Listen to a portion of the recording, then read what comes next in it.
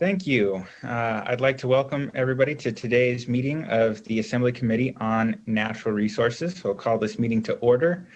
Members, before we begin, I'd like to remind everyone to please mute yourself when you are not speaking in order to minimize background noise. And with that, will the Secretary please call the roll? Assemblywoman Anderson? Present. Assemblywoman Black? Here. Assemblywoman Brown May?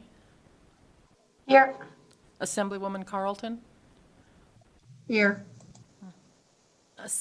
Assemblywoman Cohen? Here.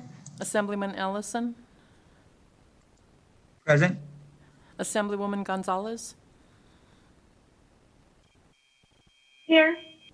Assemblywoman Hanson? Here. Assemblywoman Martinez? Present. Assemblywoman Titus? Assemblyman Wheeler? Here. Chair Watts? Here. All right, everyone is present. We have a quorum. Before we start, I'd like to make a couple of quick housekeeping announcements. Members of the public can provide testimony in a variety of ways and participate in our meetings. Information on how to participate can be found on the legislature's website, including on every agenda for our committee meetings, as well as from the help page, which can be accessed from the header at the top of every page on the legislature's website. Participants have to register to participate and can submit opinion polls or sign up to testify via phone. Written comments can also be emailed to the committee at asm.nv.us before, during, or up to 48 hours after the meeting for inclusion in the record. Committee exhibits and amendments must be submitted electronically as PDFs to our committee manager 1 business day prior to the meeting, so by 4 p.m. on the business day prior to the meeting. Amendments must include the bill number, statement of intent, and contact information. All exhibits can be found on the legislature's website, where you can also sign up for personalized legislative tracking. And when giving comment, we ask that those be kept to 2 minutes so that we can accommodate all speakers and make sure that we move through the agenda in a timely manner. With that, we will move on to our first item on the agenda today, which is Assembly Bill 31. With that, I will open the hearing on Assembly Bill 31. This bill revises provisions governing the Nevada Petroleum Products Inspection Act. Before we start with the bill presentation, I just want to remind anybody watching that anybody joining this meeting by camera or video conference is either a committee member, staff, or presenter. Currently, no one else is joining our meetings on camera. With that, welcome back, Administrator Matievich. Go ahead and proceed whenever you're ready and start by introducing yourself for the record. Good afternoon, Chairman Watts and members of the committee. For the record, my name is Cadence Matievich, and I have the privilege of serving as Administrator for the Division of Consumer Equitability at the Department of Agriculture. Thank you very much for the opportunity to present this bill to you this afternoon. And I am actually, with your permission, Mr. Chair, going to ask that Dr. Bill Strudewski, who is our senior petroleum chemist in the department, give the bill presentation today. He is our premier subject matter expert in the department on all things petroleum and fuels. And so I'm pleased to introduce him to the committee, and with your permission, we'll have him present the bill. I would note that we do have an amendment to present to the bill with your agreement to hear that, and I will do that at the conclusion of Dr. Strudewski's presentation on the bill as introduced. Of course, please go ahead. Good afternoon. Am I properly unmuted? You are. All right. Good afternoon, Mr. Chair and members of the Natural Resources Committee. As Administrator Matievich said, my name is Dr. William Strajewski. I'm the Senior Petroleum Chemist with the Department of Agriculture, and I thank you for the opportunity to present the bill this afternoon.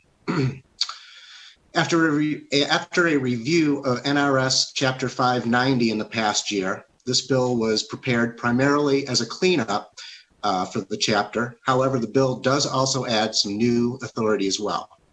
I'd like to review the various sections of the bill and the additions and updates that are proposed. Section 1 of the bill adds authority to adopt specifications of diesel exhaust fluid, or DEF, to Chapter 590. DEF is a fluid that is part of the emissions controlling catalytic conversion system in modern diesel engines. As DEF has become more commonplace in the market, it is reasonable to expect that the product that consumers purchase meets specifications.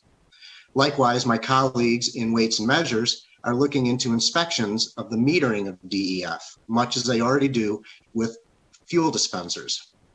However, DEF itself is not a petroleum product, and as such does not fall under the existing authority granted by the Nevada Petroleum Products Inspection Act in NRS 590. We feel that it is appropriate for regulation of this fluid to be included as part of the Inspection Act and as part of the duties of the Division of Consumer Equitability.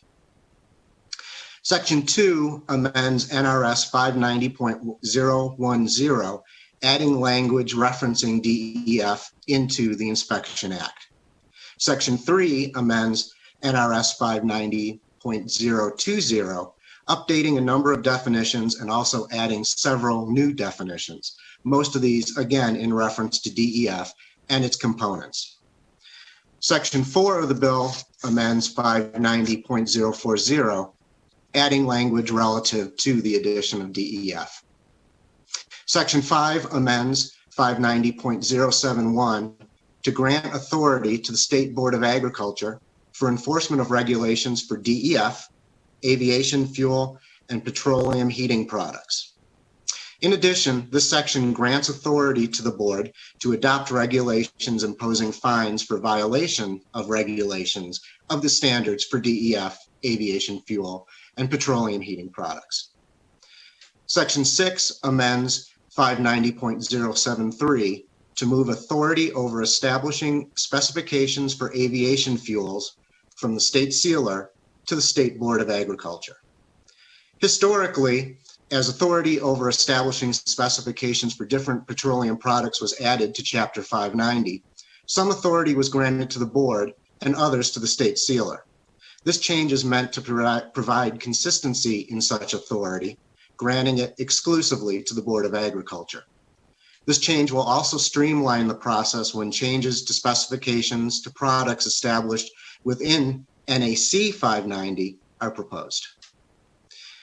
Section 7 amends NRS 590.090 to provide authority to the Board of Agriculture to regulate home heating products, not including liquefied petroleum gas and natural gas, and grants authority for the board to impose administrative penalties for violations of NRS 590.090. Section 8 amends NRS 590.100 to include reference to DEF and also adds to and strengthens the authority to take actions when regulated products are found to be out of compliance with Nevada state law, including requiring documentation on the disposition of non-compliant product. This documentation is necessary so that the Division of Consumer Equitability may confirm that non-compliant product has not simply been relocated to another retail facility and offered for sale to the public. Section 9 amends 590.105 to include reference to DEF, in addition to petroleum products and motor vehicle fuel. Sections 10, 11, and 12 will include references to the added language concerning DEF as part of the Nevada Petroleum Products Inspection Act, and will add those to NRS 590.120, 590.140, and 590.150 respectively. Section 13 amends NRS 561.385, to include reference concerning DEF in Section 2F, which discusses laboratory fees collected for analysis and testing of petroleum products or motor vehicle fuel. Section 14 amends 561.412, Section 2, which discusses expenditures to be used for carrying out provisions of Chapter 590, so that DEF is included in that. Section 15 provides transitory authorities for officers or agencies during the process during which responsibilities for adoption of regulations, administration of agreements and contracts, and enforcement actions during the period in which the responsibilities are transferred pursuant to this bill. And finally, Section 16 sets out effective dates for the other sections of the bill. Thank you for your time and for allowing me to present the various sections of AB 31. Thank you, sir. Do you also wish to go over the proposed amendment? Chairman Watts, I believe that Administrator Matievich will be handling the amendment. Thank you. Administrator Matievich, since you're bringing forward this amendment, would you like to cover that as well before we go into questions? Certainly, Mr. Chairman, if that's your desire, I'd be pleased to do so. Again, for the record, Cadence Matievich. And with apologies to the committee and your staff, I know it's always a little annoying when a bill presenter brings an amendment to their bill. But as a little bit of background to why we're bringing this amendment, which I hope that the committee received the text of that and has the PDF. I don't know if. Yes, just to make sure members are aware, these were posted to Nellis and are available for all members.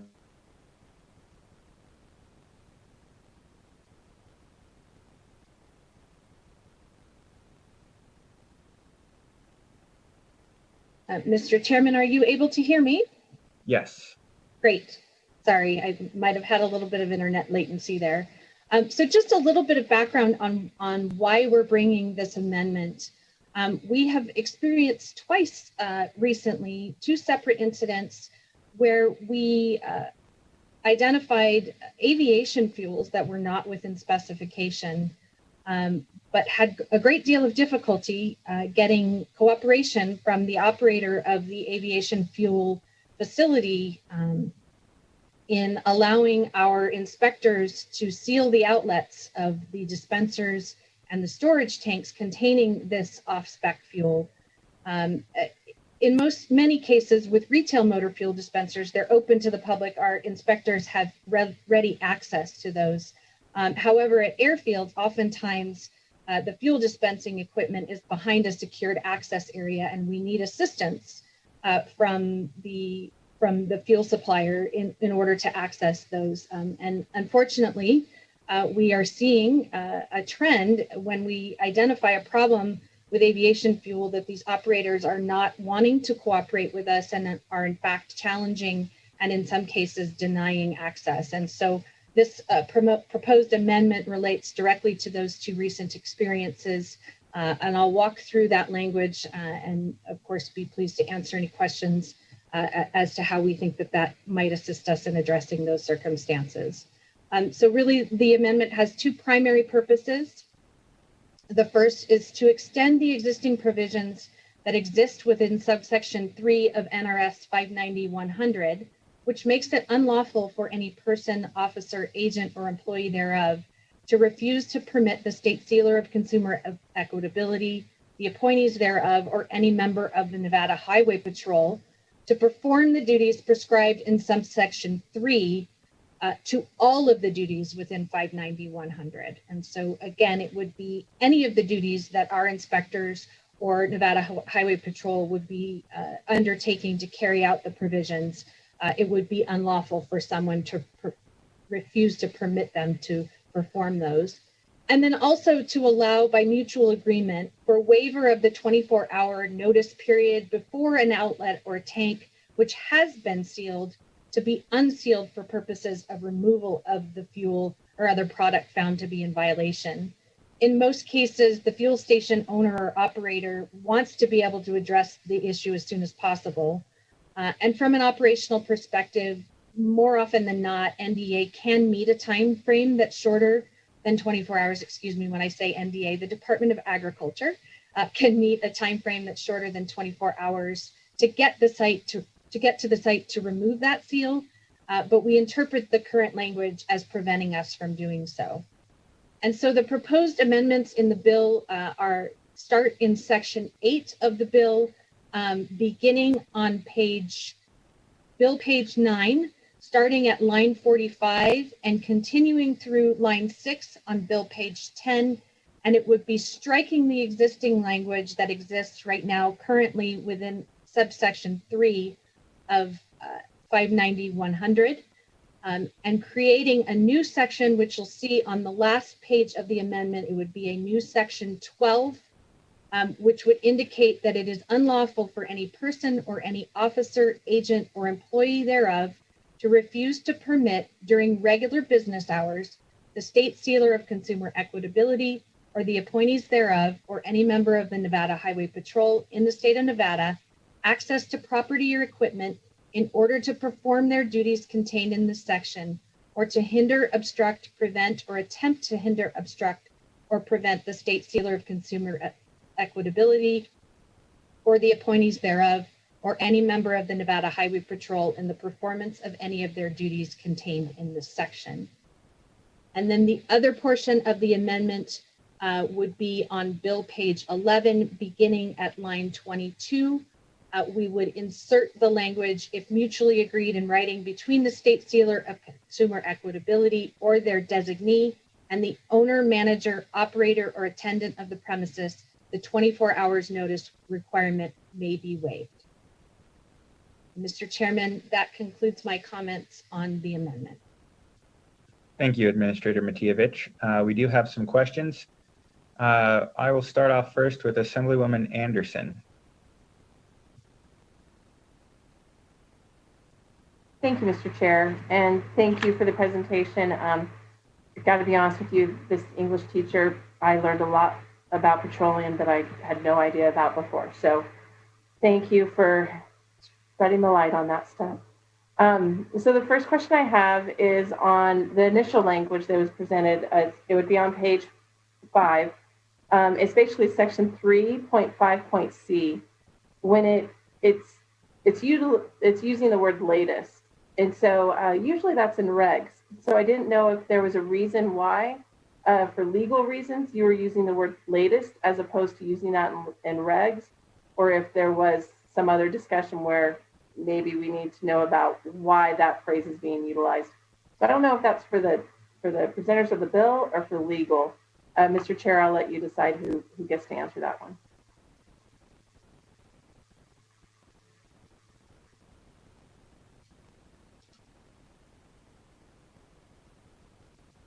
Mr. Chairman, if you'd like, I can try to answer that question, but certainly would defer to your legal staff if you find it more appropriate for them. All right. Mr. Amburn, is there anything that you'd like to add in regards to this question? Thank you, Chair Watts. Alan Amburn for the record. In regards to the use of latest, in this situation, I think it would essentially mean the same as like most recent or the most current. I'm not necessarily seeing a reason why this would cause an issue in that regards. Thank you. Follow up, if I may. Yeah. First, Administrator Matievich, was there anything that you wanted to add? Thank you, Mr. Chairman. For the record, Cadence Matievich, and through you, Mr. Chair, to Assemblywoman Anderson. In this case, we are actually adding the definition for diesel exhaust fluid into the statute. And so because of, that definition includes a reference to an ISO standard, we would indicate that it's the latest version. Similar to a discussion we had earlier this week, I think the reference there to latest version allows the statute to continue to mature if that ISO standard were to be updated it continues that on rather than requiring subsequent updates just to update that specific provision. Great. So thank you so much. And then my second question was answered with your amendment. So thank you very much. All right. Thank you, Assemblywoman Anderson, for the question, and to Administrator Matievich and Mr. Amburn for the clarification. I know that we are striving to ensure that our statutes can adjust as some of the materials that they reference also change over time. So next I have Assemblywoman Titus. Thank you, Mr. Chair.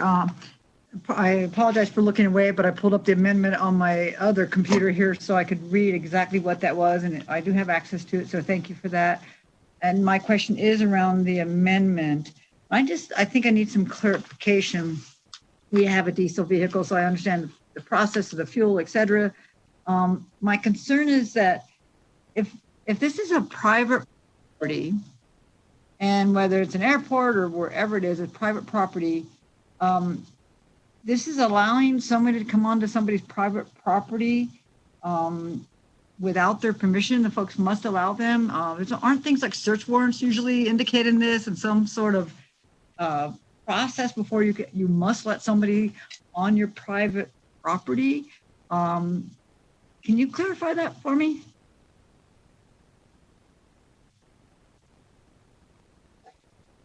For the record, Cadence Matievich, through you, Mr. Chairman, to Assemblywoman Titus.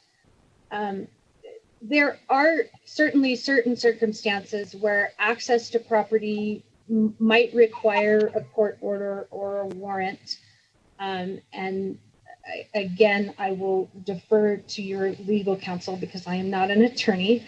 But there are provisions, even within Article 2 of the U.S. Constitution on search and seizure, where there are immediate concerns for public safety that certain police powers, if you will, may be granted through state statute.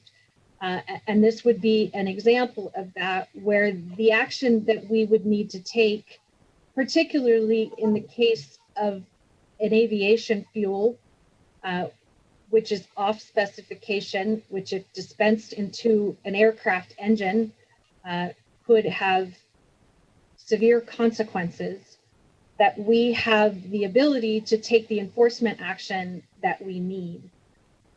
Again, there is existing authority within the statute for us to access the property and to be able to take those samples, and that is unlawful for someone to prohibit us. And when I say us, I mean the inspectors of the department and also the highway patrol, and extending those provisions to all of the duties. So not just the sampling, but if the sampling were to reveal that that fuel or other product did not meet specification, to be able to take such action to seal those so as to provide for that public health and safety assurance.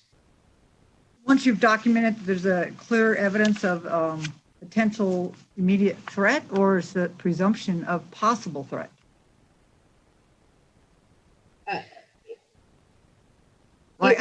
You quoted the Constitution, you quoted clear and imminent danger doctrines for police powers, et cetera. But I'm wondering if you see a tank out there and it doesn't have a label on it, you're going to have you can do this without having to get any kind of a warrant, just walk out there and seal it if it doesn't have a label on it. That's the other concern that I have. You could, without knowing what's in there, if it doesn't have a label, you just can seal a container. Is that already allowed, or would this bill extend that authority?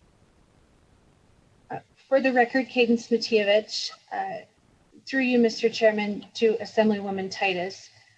So I think it's important to note that this particular authority relates only to the instances where we have found and demonstrated that the fuel does not meet the specifications.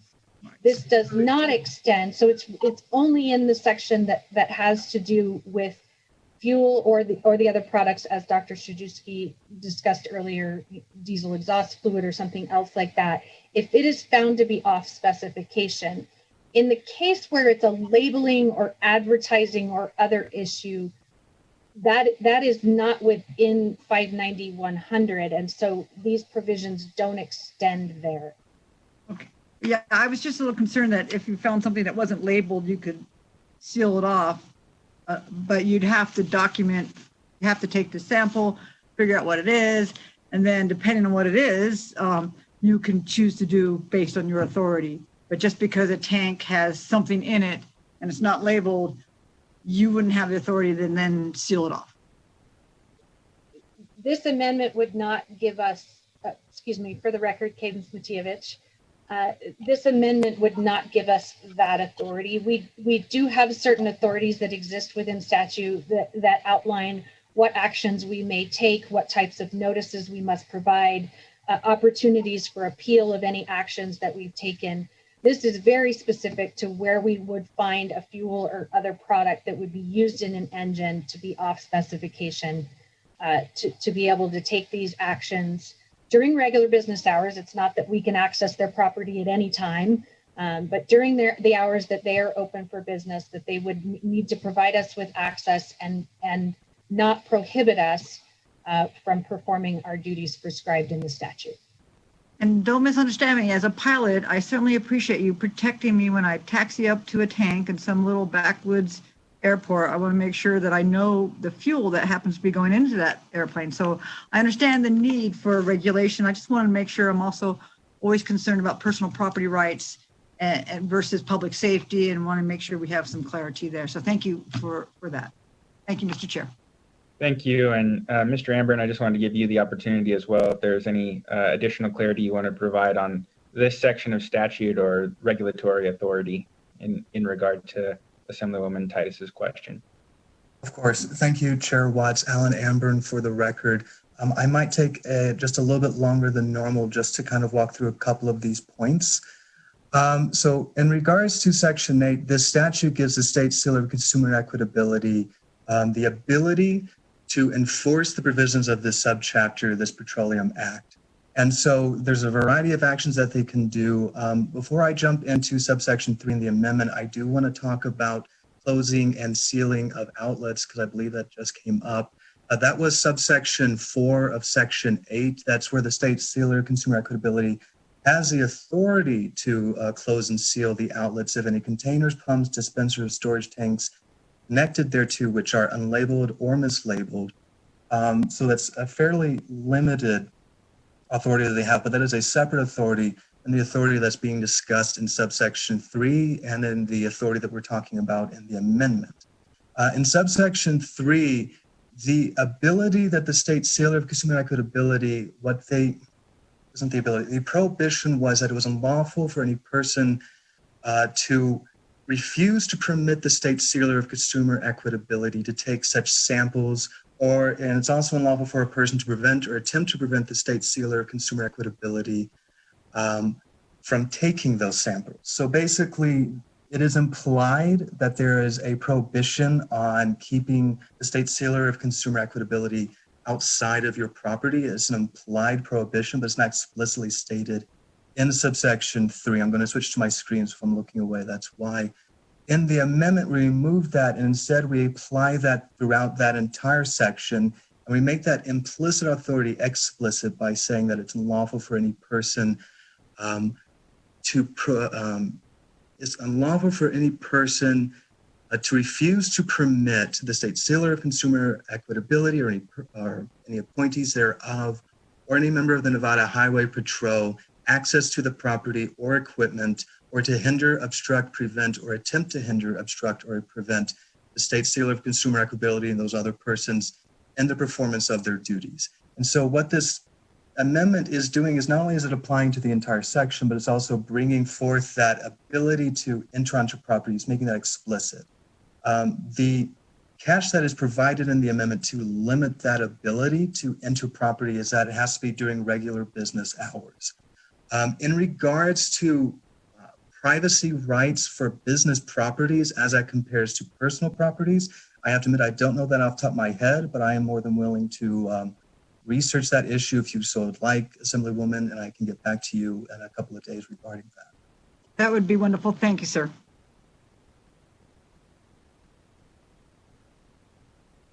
Thank you, Mr. Emburn. I believe I have a question from Assemblyman Ellison. Thank you, Mr. Chair. And I just I'm trying to write down this as fast as I could, but I finally got the amendment. Thank you, Robin, for telling me where to go. When I first read this bill, the first thing I thought of, and I don't know about how the commercial diesels work. Apparently it's okay, but I don't think they have the blue flex fuel for the exhaust system in them. I don't know. But in the smaller trucks, I know they do, the diesel trucks. So these wouldn't comply to the diesel pickups that you fill up on at the regular gas stations and then put the exhaust fluid in. Would it? That has nothing to do with that. That's my number one question. Then I'd like to do a follow-up on what Assemblywoman Titus had to say, which was access to business. But what about ranches, farming, and that kind of stuff? You keep saying businesses, but you're not. Are you saying this dictates like farming, ranching, and basically anything like that? Could you answer them two questions? Thank you. For the record, Cadence Matievich, through you, Mr. Chair, to Assemblyman Ellison. So your first question, I think, relates to the provisions of the bill as introduced, which have to do with diesel exhaust fluid. And diesel exhaust fluid is used in both light and medium duty diesel engines. I'll admit I'm ignorant as to whether or not in heavy duty diesel engines, but diesel exhaust fluid is a product that is for sale at retail. You can purchase it in an enclosed container at an auto parts store. I think that might have been the product that you were referring to, Assemblyman Ellison, when you said blue DEF. That is one brand. And more commonly, it is becoming available at retail motor fuel stations where it is dispensed from a pump, similar to how retail motor fuels are dispensed today. And yes, this bill very much does relate to that product. It's intending to set forth in Nevada statutes a definition for that product and granting authority to the Board of Agriculture to set standards for that product as it becomes more readily available. We think that this product, similar to the other products that are governed in this chapter that are put into engines of motor vehicles and other machines in the state, that the consumers of that product should have an expectation that the product is going to perform properly, that their engine will perform properly when it's used. And so we felt it necessary to establish those definitions. I would note that we, similarly to motor vehicle fuels and other things, align our definitions with those that are established by uniform regulation and standard setting organizations such as ASTM and the National Conference on Weights and Measures. And these definitions that we are adding to our statutes, that's where those come from. So that was your first question. And then to your second question on the amendment, the provisions of this chapter apply to fuels that are being sold commercially. And so to the extent that if someone has a retail motor fuel station on their ranch or are selling aviation fuel from their ranch, then they would be subject to this regulation. I'm not aware of any place anywhere that takes place in our state, but I suppose if some point in the future it did, then it would apply. But no, this is not intended to apply to cases where someone may have a supply of fuel held on their property or ranch for their private use. This is really addressing commercial fuel sales, be it for automobiles or aviation or any other use in any other engine. Follow up, Mr. Chair. Go ahead briefly, Mr. Ellison. Thank you. And I really appreciate the clarification. And I know Nevada Trucking will sign in and talk about the commercial use on the blue fuel. So I'll let them do that. But I do appreciate the clarification. I'd like to get it on the record about the small farms and ranching. They don't sell the product. They just use a lot of it, usually mostly in farming. So I really appreciate the clarification, and that was important to help satisfy my problems. Thank you. Thank you, Mr. Ellison. Are there any other questions for the department on AB 31?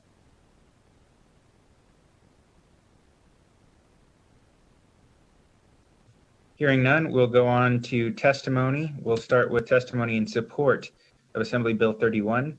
Again, to provide testimony, you must register online at the legislative website. Registrants will receive a phone number, meeting ID, and instructions to join the meeting. For those testifying, please remember to clearly state and spell your name and limit your testimony to 2 minutes. We'll be timing each speaker to ensure everyone is given a fair opportunity to speak. And with that, we will move to testimony in support of Assembly Bill 31. Will Broadcast and Production Services please identify any callers in support? Thank you, Chair. To testify in support on Assembly Bill 31, please press *9 now to take your place in the queue.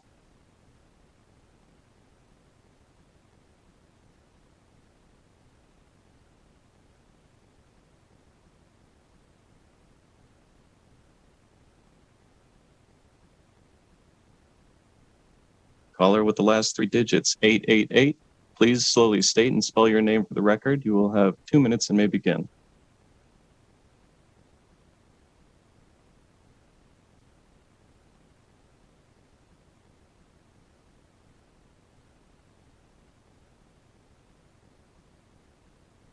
I beg your pardon. Good afternoon, Chairman Watts, members of the committee. Peter Kruger, it's P-E-T-E-R, Kruger, K-R-U-E-G-E-R, today representing the Nevada Petroleum Marketers Association. It is, we're obviously in support of this measure as introduced, and I'll say we're also we're in support of the amendment as presented here this afternoon.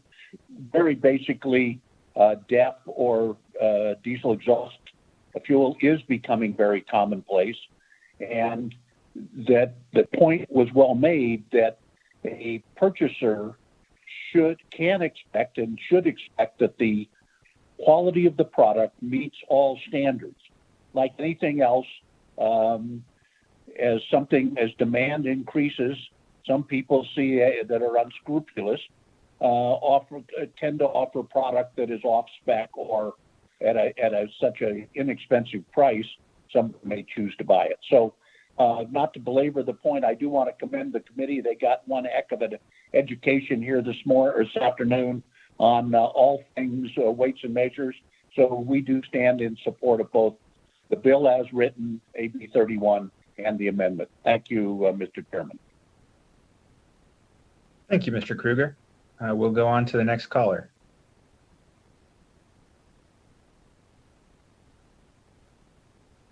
Caller with the last 3 digits, 580. Please slowly state and spell your name for the record. You will have 2 minutes and may begin now. Good afternoon. My name is Paul Enos. That is E-N-O-S. I am the CEO of the Nevada Trucking Association. Here today speaking in support of AB 31. Mr. Chair, this is a component that has been required to be in diesel engines by the EPA since 2010. Doesn't matter whether it's light, medium, or heavy duty. It is fluid that is sprayed into the exhaust, made up of deionized water and urea. So ultimately what you're having coming out of the stack or exhaust pipe is nitrogen and water. So it is something that our industry has been using for over a decade. When you don't have good DEF, it will shut your engines down. We do have trucking companies here in Nevada who have had to deal with this. We do think having a standard is a good thing, and that is why we are supporting this bill. Thank you very much. Thank you, Mr. Enos. We'll take the next caller in support.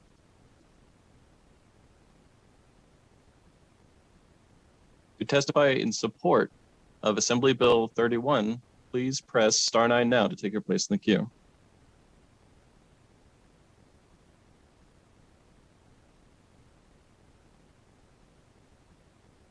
Chair, it seems that there are no more callers in support at this time.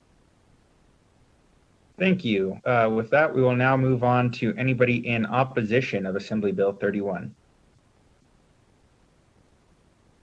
To testify in opposition of Assembly Bill 31, please press star 9 now to take your place in the queue.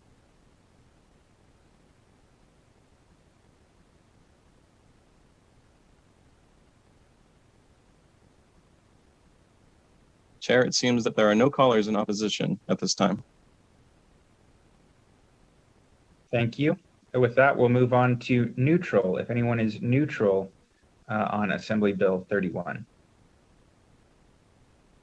To testify in a neutral position on Assembly Bill 31, please press star 9 now to take your place in the queue.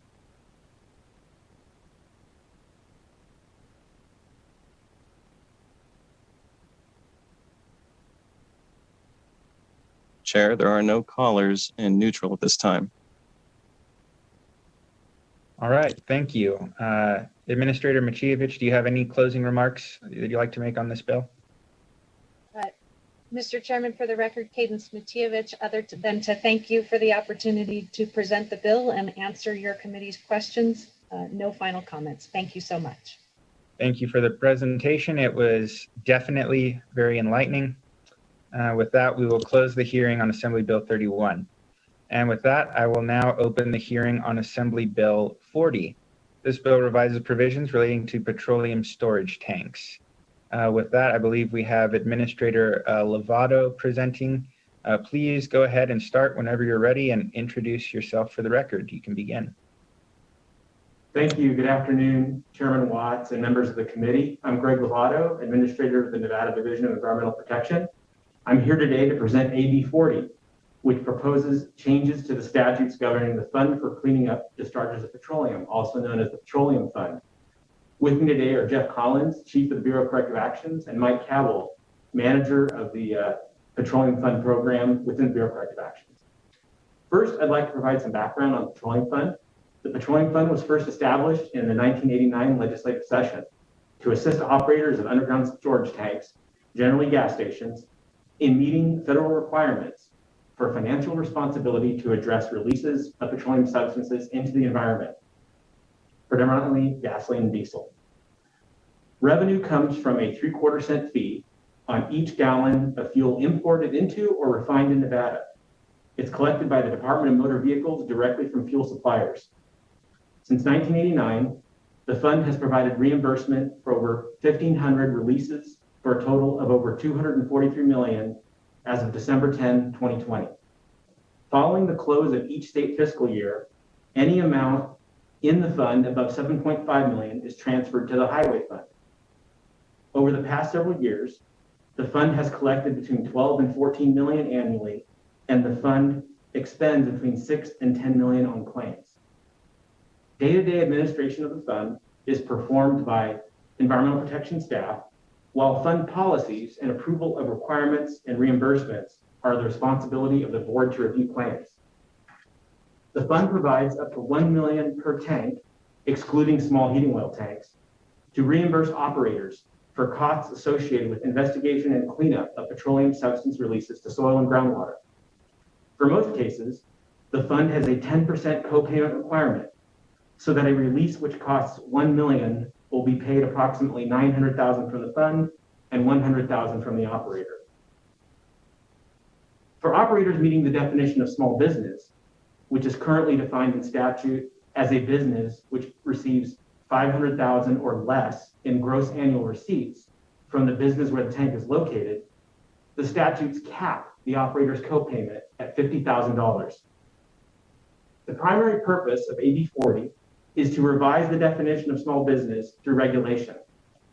This change has been proposed in response to an audit finding and recommendation from the Governor's Finance Office, Division of Internal Audits, in a June 25, 2019 report on the Petroleum Fund. In that report, the Division of Internal Audits found that through March 2019, approximately 2% of overall fund expenditures since 1989 had gone to businesses meeting the current statutory definition of small business. Stated another way, 4.9 million of the total of 232 million expended went to businesses defined as small business, whereas 217 million, or 95% of fund expenditures, went to businesses not meeting the definition of small business. In NDEP's written response to the audit, we noted that the low percentage of reimbursement funds going to small business was really a function of the definition of small business set in statute in 1995 and the market distribution of gas station operators, not administration of the fund. However, in response to the audit and input from the Executive Branch Audit Committee, NDEP agreed to revise the definition of small business. The Nevada Petroleum Marketers and Convenience Store Association, this is the trade group that represents most of the operators who have petroleum tanks enrolled in the fund, sent a July 24, 2019 letter to the Nevada Attorney General's office stating that a lot had changed since the definition of small business was set in statute. Petroleum marketers noted the following: the average convenience store has 2.8 million in annual sales as compared to 500,000 for definition of small business. And of that 2.8 million in annual sales, 2.2 million comes from fuel sales, representing approximately 837,000 gallons of fuel. So AB 40 in Section 6 removes the definition of small business from statute and proposes to allow the board review claims to redefine the definition of small business by regulation. This will allow NDEP and the board review claims to engage in a stakeholder process with a proposed Petroleum Fund policy resolution that can be adopted into the Nevada Administrative Code through the board review claims and the Legislative Commission. The board review claims includes members representing the public, regulated industry, and government agencies, and continues to successfully update fund policies with transparent review and robust engagement from stakeholders. NDEP will perform additional research and comparisons on options for changing the definition of small business, including thresholds based on gross income, net income, fuel sales, and fuel throughput. NDEP will also explore options for indexing or updating the definition on a periodic basis, which will be facilitated by moving the small business definition from statute to regulation. It is important to note that the definition of small business in the Petroleum Fund in the statutes relates solely to the cap on operator share or co-payment for investigation and cleanup expenses, and does not affect any other small business definitions in the Nevada revised statutes, including those in NRS 232 relating to small business impact statements associated with proposed regulations. So moving on from the small business definition, Section 1 of AB 40 and conforming changes in Section 3 changed the definition of operator. The current language refers to storage tank operation in the present tense, and the majority of cleanups covered by the fund are performed after a system is no longer in operation, or the person who operated the tank system at the time of the release is no longer the operator. NDEP is proposing this provision to clarify that for purposes of fund eligibility, an operator may include a person that operated and managed a storage tank that had a release and subsequently closed that storage tank, either by removal or abandonment in place. In addition to the above, and in the situation of an operator that was responsible for a release to a property they do not own, the revised definition would allow the property owner clear access to the fund in the event the operator is unable or does not perform the investigation or cleanup.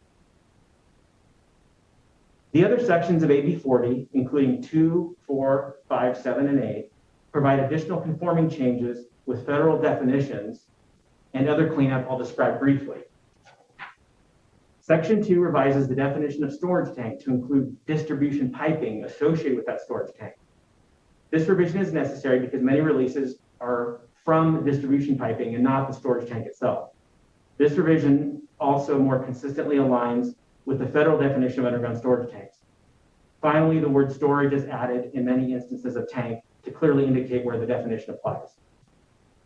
Section 4 revises NRS 445C 360 to clarify that an operator is required to demonstrate the storage tank, including the distributed piping, is not leaking prior to being registered in the Petroleum Fund.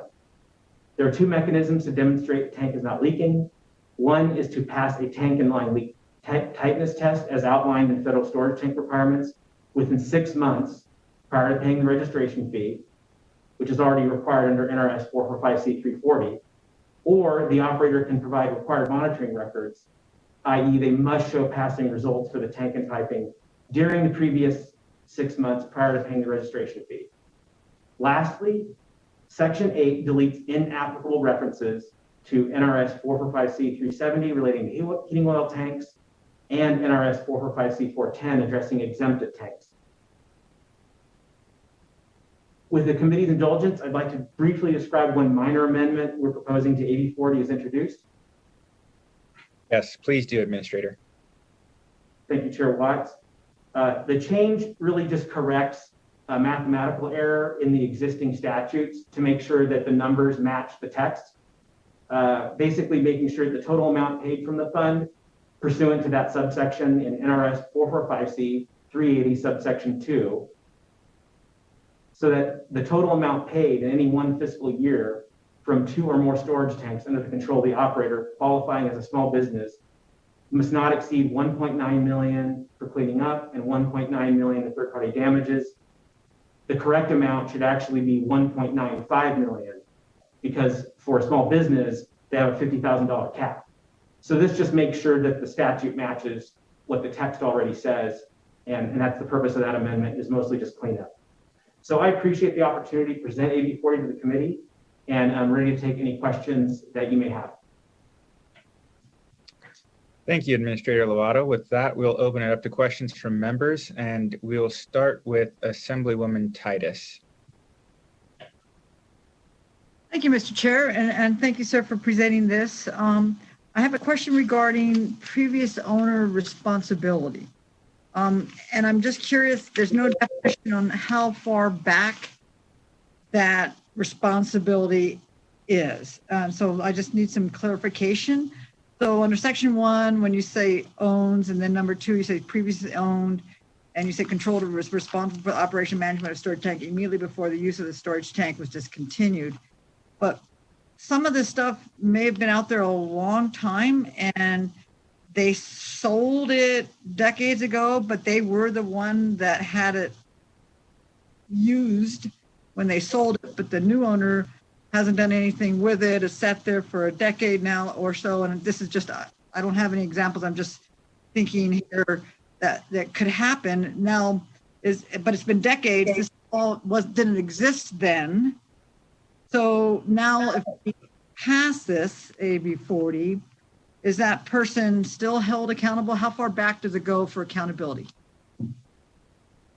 Thank you, Assemblywoman Titus. Greg Lovato for the record. So to answer your question, I think it'll help to kind of separate into 2 parts.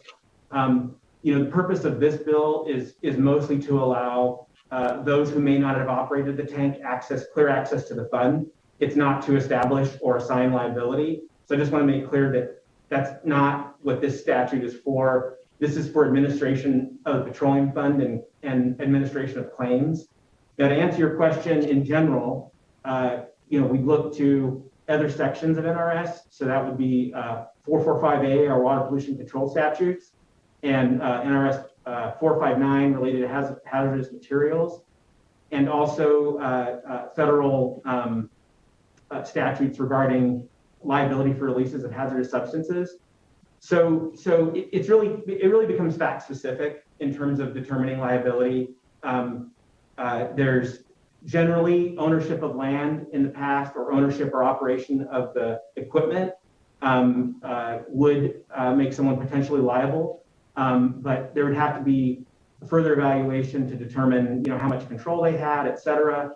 And so it's kind of a complex question in terms of establishing liability, but I just want to make sure that, that's not what this statute intends to do. This statute merely intends to allow those who may not have operated the tank to clearly have access to the fund so that they can perform cleanup, if that makes sense. Well, that does, but again, just to be clear, I mean, my concerns is you and I both have had many discussions over the Anaconda site, and that has been in litigation for a long time, and the debate was, and it's who's responsible, how far back can you hold these companies accountable, and I just was trying to get some clarification on, in this particular section 1, just relating to, okay, somebody who just previously owned it, do they have to apply? Because it's not clear to me the obligations of the previously owned person and where they would be held accountable, as opposed to you're saying that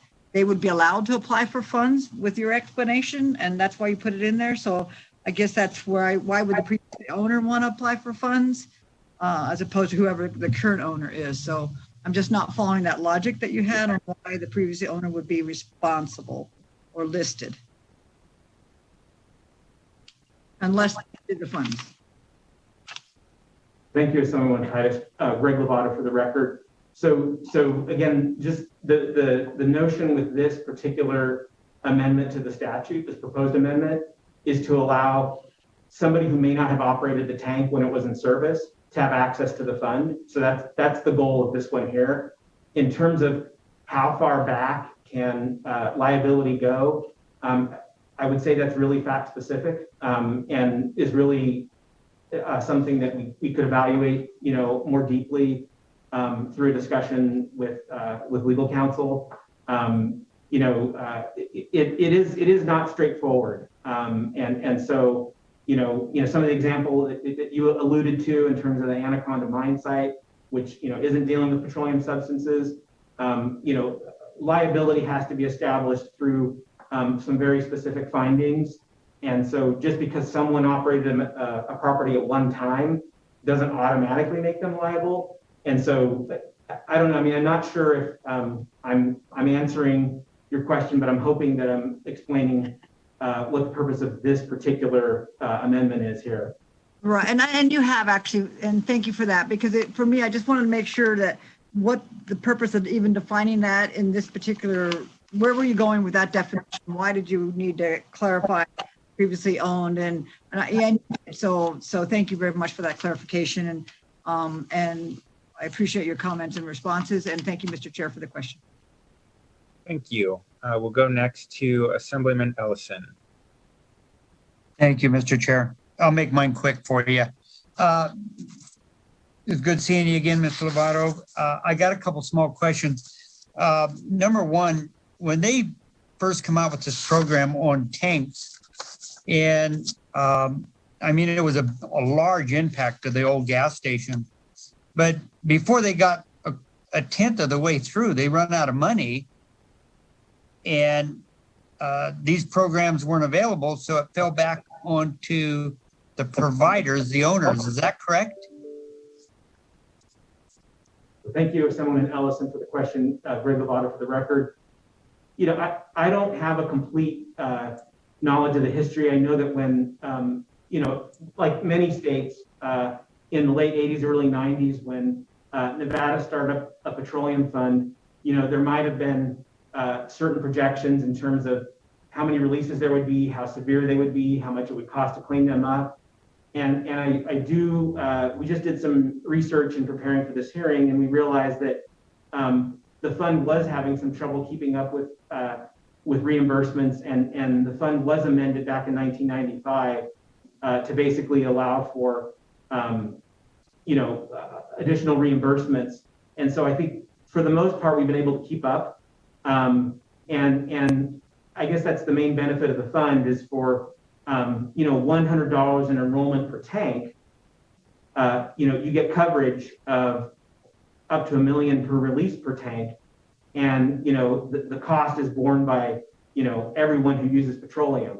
So truly, everyone shares in addressing these issues.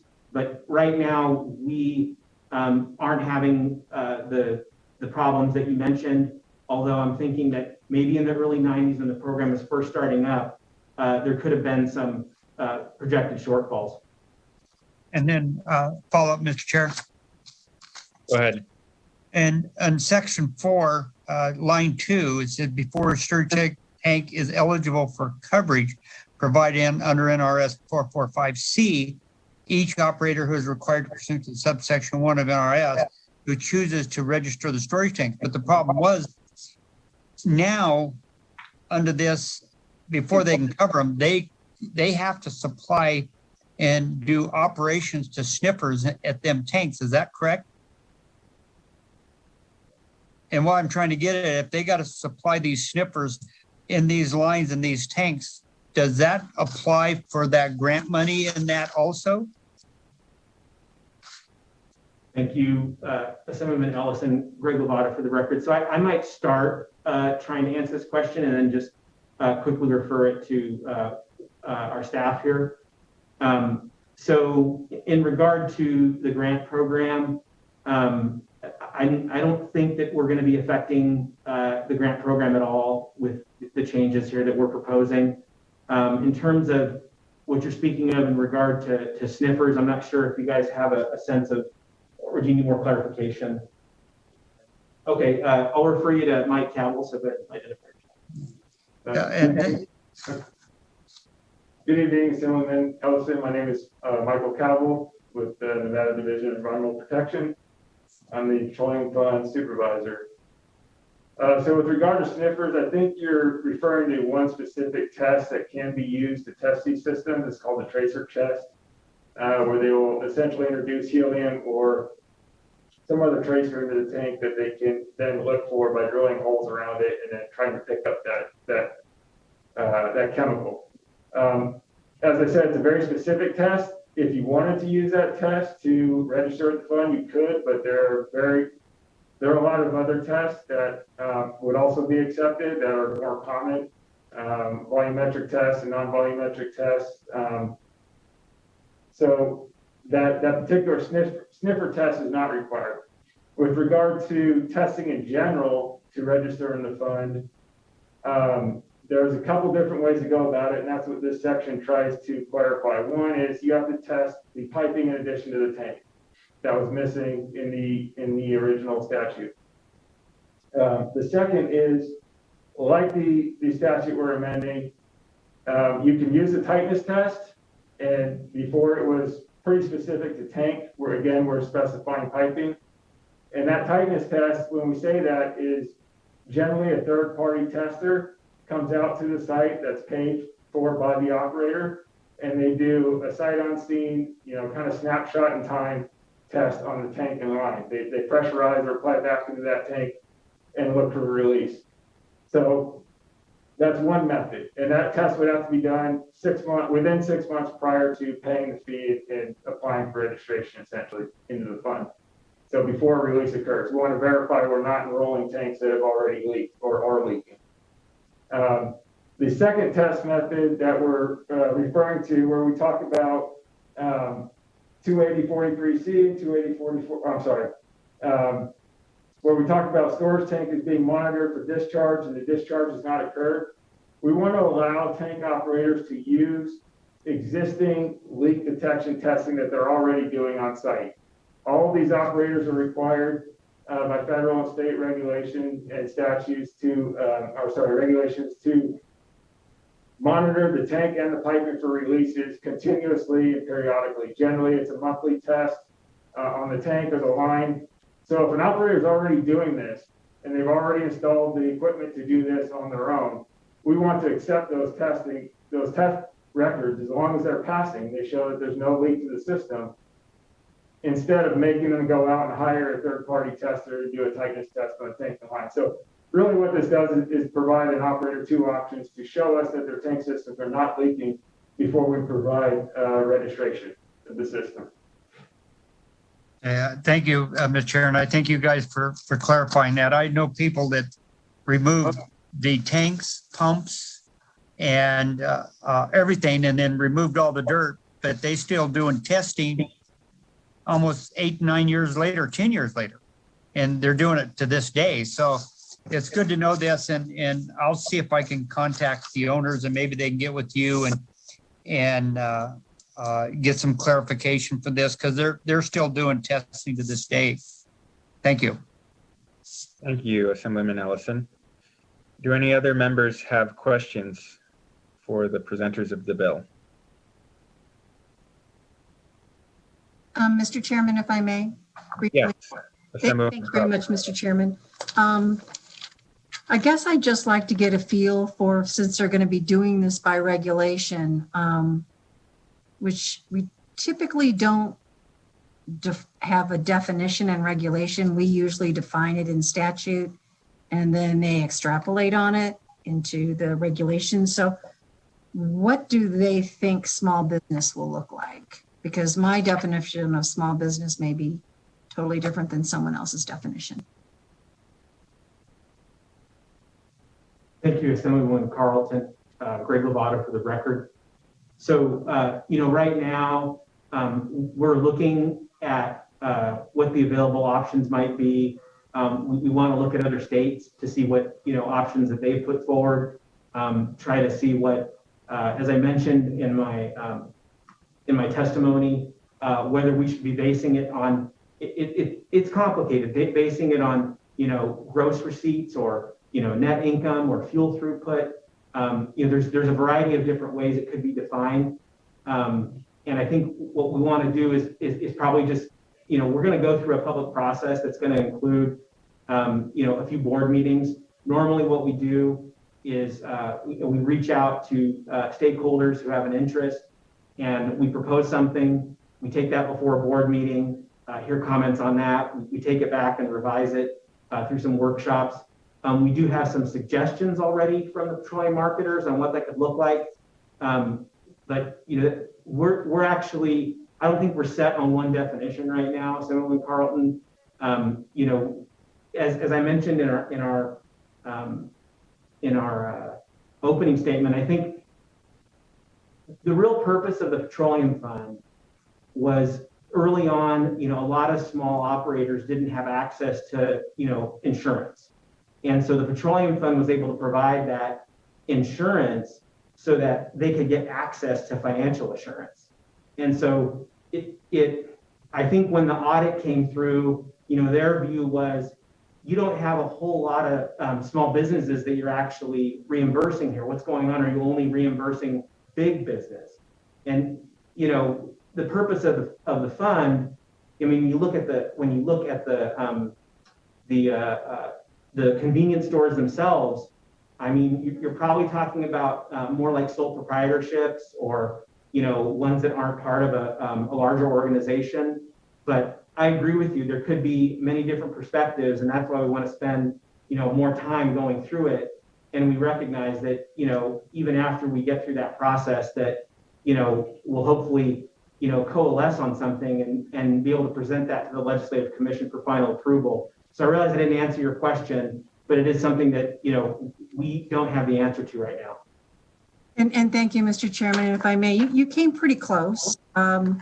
Looking at sole proprietorships, I know a lot of gas stations you pull up to, they've got the nice big sign and you can recognize it, and you see that sign all over the state and in other states. So I don't think those would be the people that we would consider small businesses. I think the goal of this was to help those non-franchisees, maybe looking at their financial stability, what the actual dollar amounts look like. I just don't want to see small business defined in such that, we're helping folks who have, multi-billion-dollar resources across this country and across the world. So I think we want to be very careful on how we want to define this to make sure we're really helping the people that we want to help in this. So thank you very much, Mr. Chairman. Thank you, Assemblywoman Carlton. I saw some head nods, so I think there is some agreement that a shift from the current financial definition in statute towards something more along those lines is something that the legislature would encourage the division to pursue. I have other brief question, and that is, and you can speak to this in closing remarks if you'd like, because I know that this is going to be presented during testimony, but there's another amendment provided by the Marketers and Convenience Store Association, and I was wondering if the division would like to briefly comment if they've seen it, if that's considered a friendly amendment, or if you need more time to review or have a position on it. Thank you, Chairman Watts. Greg Lovato for the record.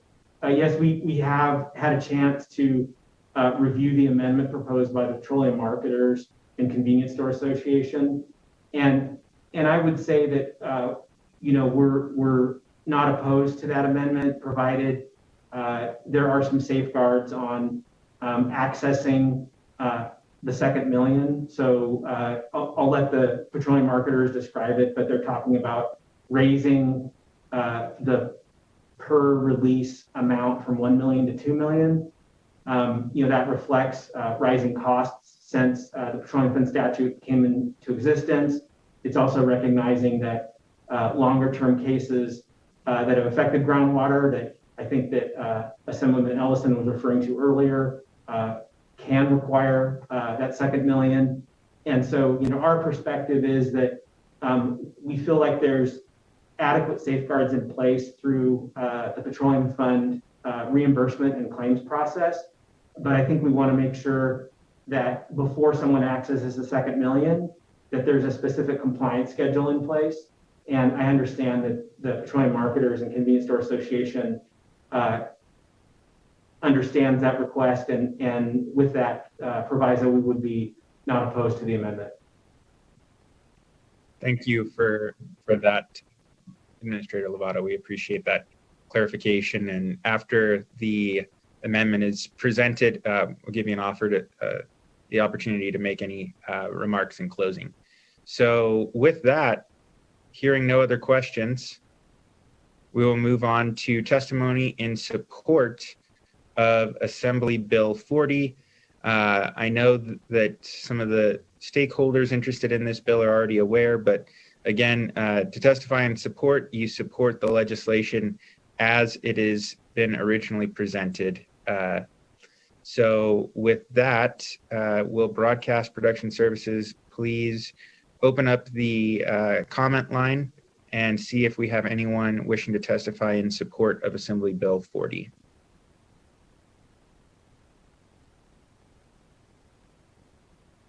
Thank you, Chair.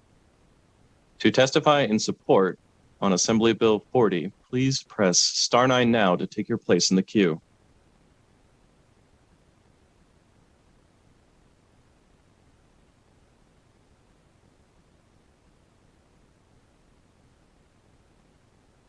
Caller with the last 3 digits, 232. Please slowly state and spell your name for the record. You will have 2 minutes and may begin now. Thank you, Chair and members of the committee. My name is David Dazlich, D-A-Z-L-I-C-H, representing the Vegas Chamber. We are in support of AB 40.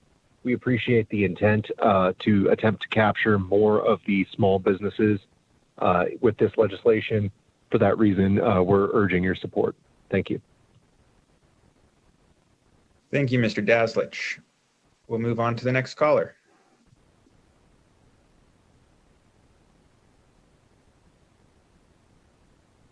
Chair, there are no more callers in support at this time. Thank you. With that, we will move to testimony in opposition. And again, for those watching, testimony in opposition to the bill as introduced. This includes those wishing to provide an amendment to the bill. So will Broadcast and Production Services please see if we have anybody wishing to testify in opposition on Assembly Bill 40. To testify in opposition on Assembly Bill 40, please press star 9 now to take your place in the queue.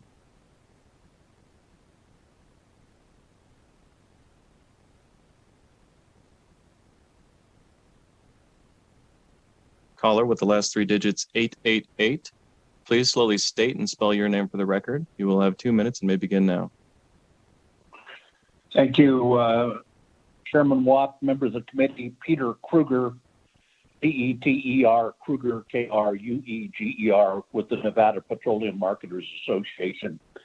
Yes, we have offered, and it's presented on Nellis, a request to amend the bill, AB 40, as written. Our request has been discussed already, but simply in the 30 years, it's our feeling that in the 30 years that the fund has been in existence, the limit has been on cleanup $1 million. We're proposing in section 6, starts at line 6 and line 7, again line 29, and later that that fund or that fund about that limit be raised to $2 million.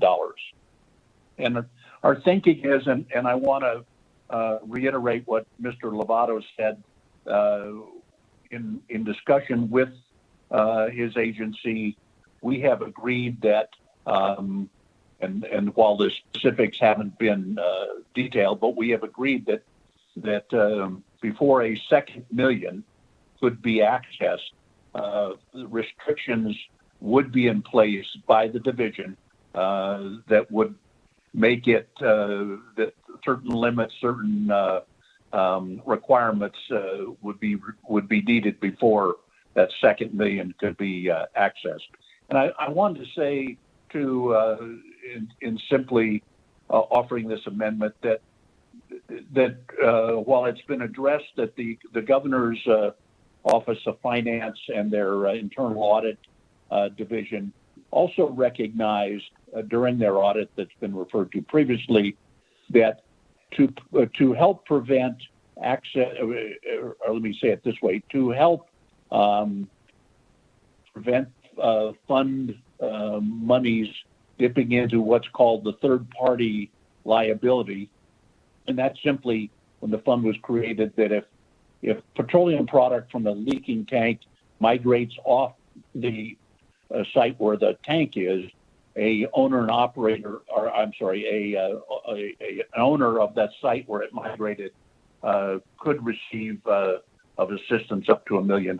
That does not change at all, but it does highlight the need. The fund has been using that money, and I will say that the Attorney General and his office is looking at whether that policy that was adopted, I believe, 2007, is a correct one. But regardless, the need to raise this to $2 million to recognize costs of all increased is absolutely essential. So with that, I know there's some other speakers, including a tank owner that had experience with the need for the second million.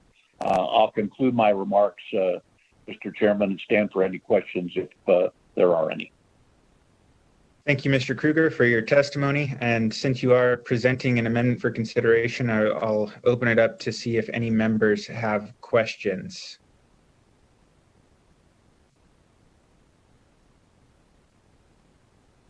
I do, Mr. Chair. Go ahead, Assemblywoman Titus. Thank you. So, Mr. Kruger, looking at your amendment, I thought the amendment, you mentioned applying for the extra $2 million, but then looking at your amendment, it actually suggests that it says it would, well, our recommendation for a new small business definition. And so would be the annual sale of 1 million, not just applying for that second million. So is your amendment about applying the second million, or is your amendment about the definition of new small business being the sale of 1 million gallons as opposed to $1 million worth of fuel? So 1 million gallons or $1 million of fuel? So I just needed some clarity on your amendment. It reads, our recommendation for a new small business definition would be the annual sale of 1 million or less gallons of diesel fuel. But then I heard you talk about the second million in dollars, two separate things there. Yes, ma'am. Mr. Chairman, members of the committee, through you to Assemblywoman Titus. If I left you with that impression, our amendment only addresses the limit, which is currently $1 million. We're proposing that limit for cleanup, not small business. Our amendment does not address the small business definition that Mr. Lovato and the agency has spoke to. So our amendment simply asks that because the $1 million was set more than 30 years ago, and costs, like everything else, have gone up, that we suggested $2 million. We are in support, and Mr. Lovato referred to a letter I wrote the Attorney General some time ago talking about the small business. So we're on board with working with the agency to define, and I think Assemblywoman Carlton addressed it correctly, that times have changed. And back in '89, $500,000 was probably true. Well, it's not true today, where convenience stores are producing a lot more revenue, if that's one of the terms. So hopefully that clarifies misunderstanding if I left it with you, Assemblywoman Titus. Yeah, thank you, because I saw two different amendments that were submitted by you, and one of them said you recommended the definition for small business. So I appreciate that that's not what your discussion now in SB 40. You're just requesting the expansion, and that this letter was written in 2019. So you don't have that recommendation for small business definition any longer? Thank you, Assemblywoman Titus, and I'll just step in with a brief clarification that the 2019 letter in response to the audit was submitted as an exhibit to the record and is separate from the amendment proposing the increase from 1 million to 2 million. Great, thank you. Thank you. I believe Mr. Ellison had a question as well. Thank you, Mr. Chairman. Yes, Ms. Colton and Mr. Kruger and I were here at the time that they were going through a lot of this, and Ms. Colton's got a lot of history.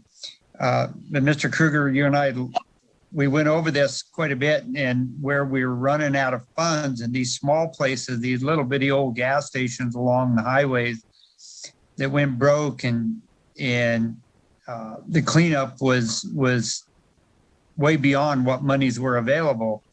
And you and I know of one that was well over $2 million for just one. And to this day, they're still doing monitoring of that one station. So do you think this is something that can come back and be added to later on? Or I just don't know if there's enough money in here to address the concerns on all these. And maybe I'm wrong, but can you answer that? Thank you.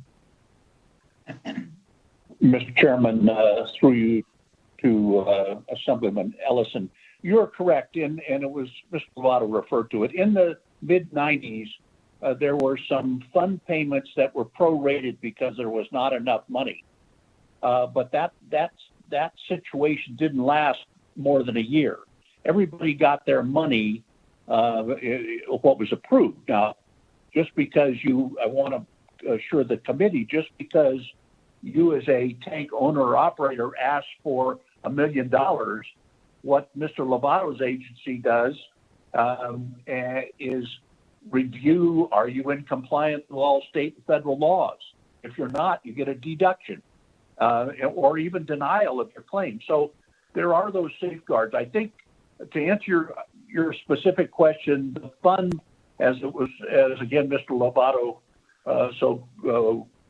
correctly said, has been generating excess money that is given to, or how shall I say, not given to, but is provided by statute to NDOT, and then in many cases ends up some of that money helps fund RTCs in Clark and Washoe, I believe. So there's plenty of money. And the other thing that I think the committee needs to know, as over the years, this is a good thing for the environment, tanks have become, the old ones have been removed and replaced with better tanks, with monitoring that was referred to. So the number of claims has decreased. But you're right, there are a number of legacy claims that are out there. Over on Lake Tahoe, Cave Rock, there was a claim, and this, if it hadn't been for the fund, and also South Lake Tahoe, there is, and I'm not an engineer, but there was a likelihood that the petroleum product could have leaked into Lake Tahoe. So hopefully that answers the question. There is enough money. It's being managed as we've learned better, and the equipment's better.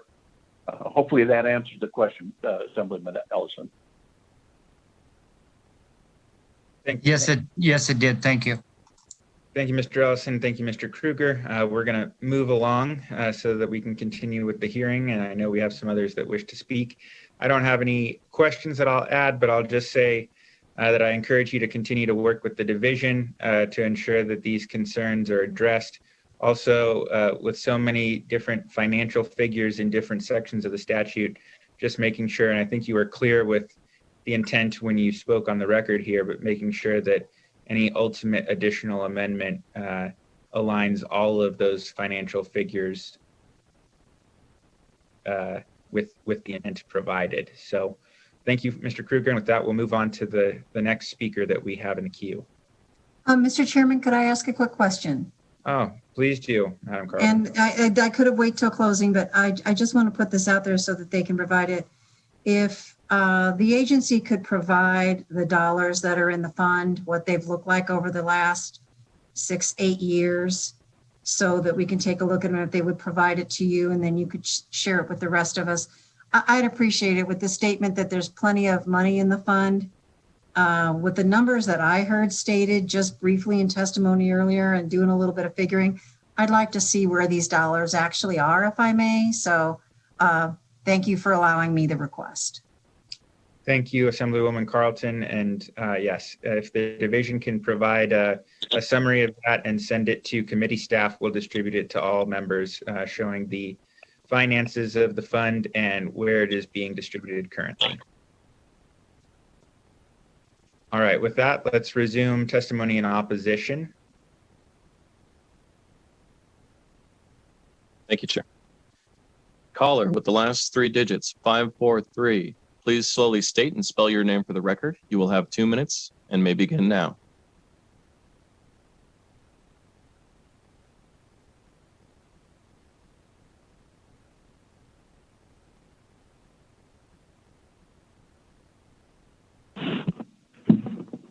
Hello, can everybody hear me? Yes, please proceed. Thank you. Good afternoon, Mr. Chairman and committee members. For the record, my name is Joe McGinley, spelled M-C-G-I-N-L-E-Y, and I'm president of McGinley & Associates. We are an environmental consulting firm with offices in Reno and Henderson, and I'm also a board member of the Nevada Petroleum Markers Association. I'm in strong support of increasing the Nevada Petroleum Fund coverage for leaks from petroleum product storage tanks from $1 million per occurrence to $2 million.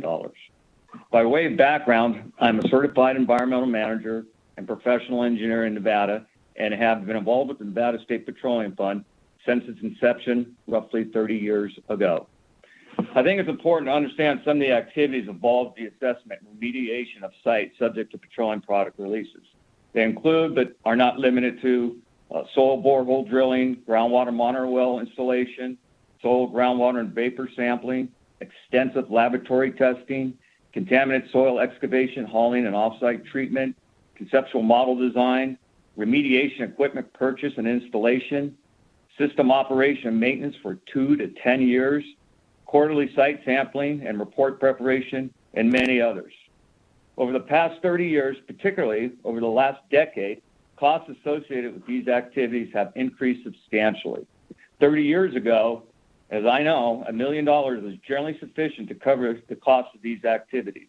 Today, especially for sites in Nevada where groundwater has been impacted, it's simply not enough, and owners and operators are forced to access the third-party damages $1 million. As Mr. Lovato and Mr. Kruger alluded to, in preliminary conversations with NDEP staff regarding the increase in coverage, staff indicated that should this committee agree with the requested coverage increase, they would recommend a cost control mechanism be implemented once the first $1 million has been exhausted. These cost control mechanisms would probably include the development and implementation of a detailed remediation compliance schedule. Both NPA members and the regulated CEM community would concur with staff's recommendation. In closing, the Nevada State Petroleum Fund has been an excellent program in assisting owners and operators with environmental cleanups. Again, I strongly support increasing the fund coverage for petroleum tanks from the current $1 million per occurrence to $2 million. Thank you for your time. Thank you for your testimony. We'll move on to the next caller. Caller with the last three digits, 389. Please slowly state and spell your name for the record. You will have 2 minutes. May begin.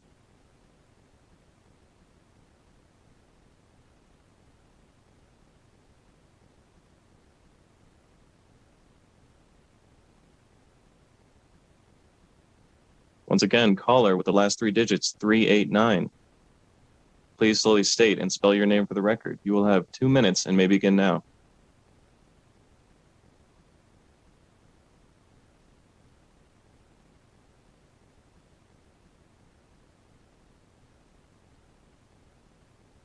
Chair, there are no other callers in opposition at this time. Sorry. Oh. I made it on here. We can hear you. Please proceed. Okay. Good afternoon, Mr. Chairman and committee members. For the record, my name is Galen Schorsch, Galen Schorsch. I'm the manager of El Park Petroleum located in Elko, Nevada. I come to you today to support increasing the Nevada Petroleum Fund coverage for leaks from petroleum product tanks from $1 million to $2 million. During my 30-plus years at El Park Petroleum, I have overseen assessment and remediation activities at about half a dozen facilities. 3 of these sites are still undergoing groundwater cleanup activities. Based on my experience, $1 million was sufficient to remediate sites 30 years ago when the fund first came into existence. But with today's costs, $1 million is often insufficient. For example, we have seen costs to purchase and install remediation equipment increase 400 to 500% over the last decade. As a result, we have been forced to access the fund's third-party coverage of $1 million to continue site remediation activities at 2 of our sites. It is possible that we will need to access the fund's third-party coverage for an additional site. In general terms, although we recognize the necessity to complete site cleanup, we are not entirely comfortable accessing the third-party coverage because it will no longer be available in the event litigation for damages does occur. We have found the Nevada Petroleum Fund to be an excellent program over the years and strongly support the program. At this time, we are requesting the committee to consider increasing the per occurrence coverage amount of $1 million to $2 million to reflect current cleanup costs. In closing, I support increasing the fund coverage for petroleum tank leaks from the current $1 million to $2 million. Thank you for your time, and I'm available for any questions you may have. Thank you very much for your testimony. We'll go on to the next caller. Chair, there are no more callers in opposition at this time. Thank you very much. With that, will we see if there is anyone wishing to testify in the neutral position on Assembly Bill 40? To testify in the neutral position on Assembly Bill 40, please press *9 now to take your place in the queue.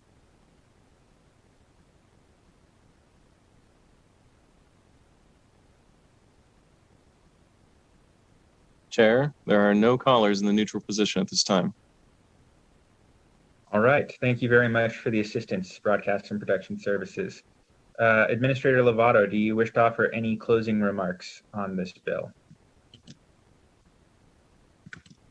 Thank you, Chair Watts. No closing remarks. Thank you for the committee's time.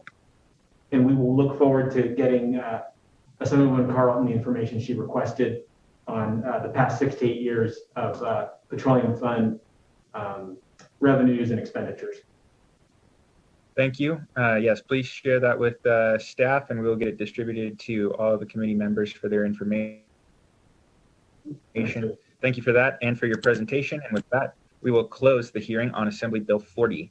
With that, we'll move on to the last item on our agenda, which is public comment. As a reminder, to provide public comment by phone, you must register online at the legislative website, where you'll be given information on how to participate.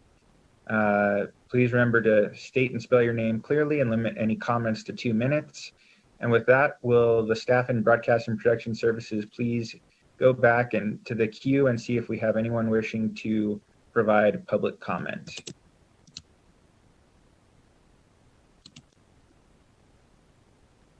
Caller with the last 3 digits, 545. Please slowly state and spell your name for the record. You will have 2 minutes and may begin now.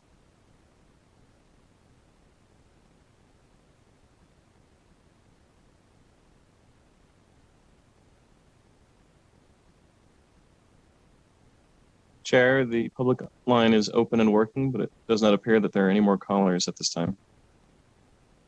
All right.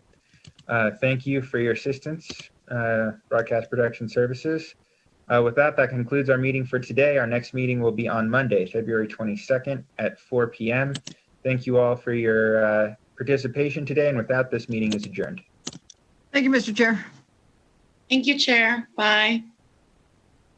Thank you. Good evening.